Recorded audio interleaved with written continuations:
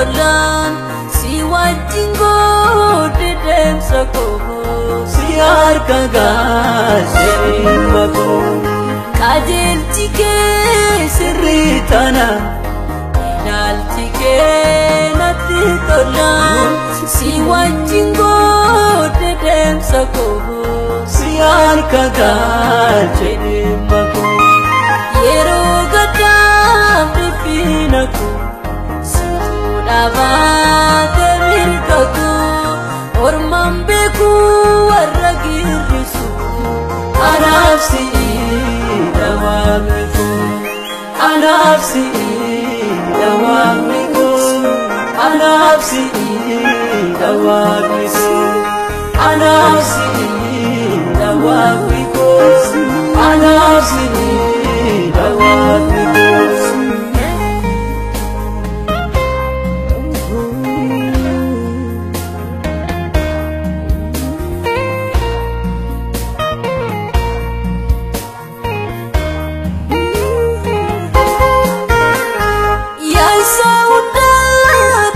Situ sini seunda katu murtu ati alfa omega da gargar sikis dapat ada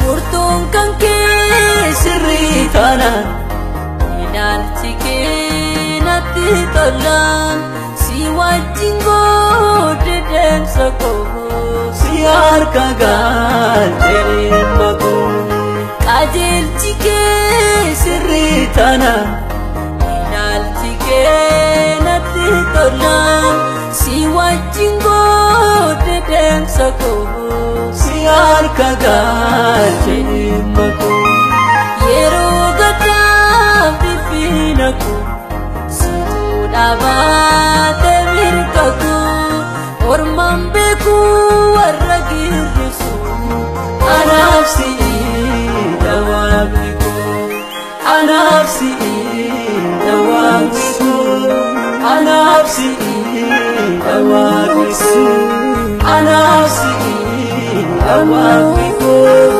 anaaf si'idha waaqni koo.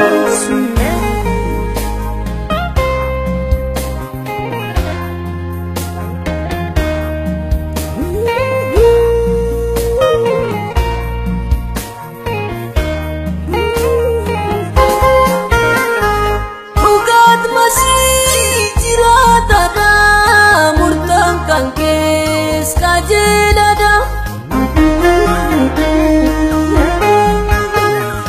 kajelchi kees bareedada dhugaa irratti kan hundaa'edha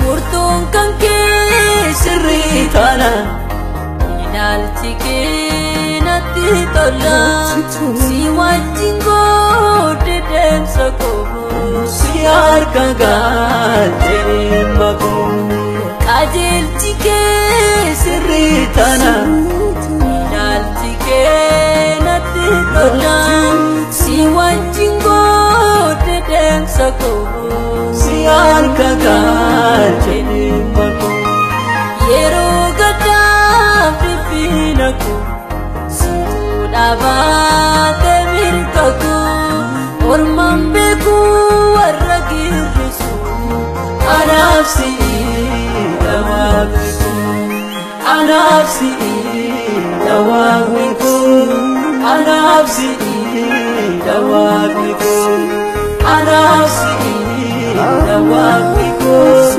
anaaf si'idha waaqni koo.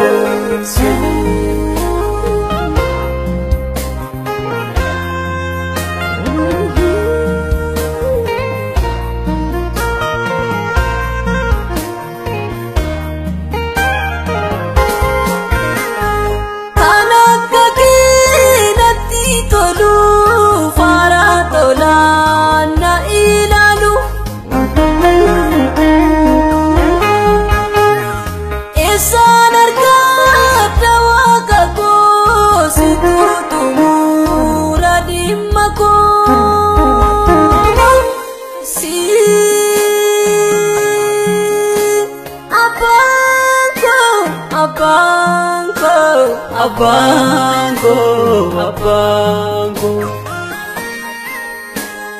Si irkongo, irkongo, irkongo, irkongo. Kota wisa osombe kukodaku. Saur midale nafkini kabinyaku. Epado kati harka urmagan fame. Yom nargisifta onni ko gadi.